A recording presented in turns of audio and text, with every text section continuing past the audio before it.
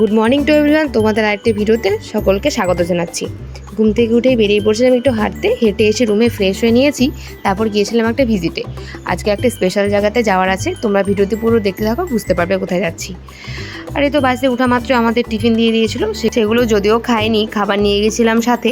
তারপর বাস থেকে নেমে টোটোতে চেপে সে আমাদের গন্তব্যস্থলে পৌঁছে গেলাম। এখানে ঢোকা মাত্রই ঢুকেই দেখি যে ঠাকুমাটি স্বামী বিবেকানন্দের মূর্তিটিকে ক্লিন করছে, দেখে খুব ভালো লাগলো। আর তোমরা তখন বুঝতে পারছো হয়তো আমরা কোথায় যাচ্ছি। এটা হচ্ছে একটা বৃদ্ধাশ্রম।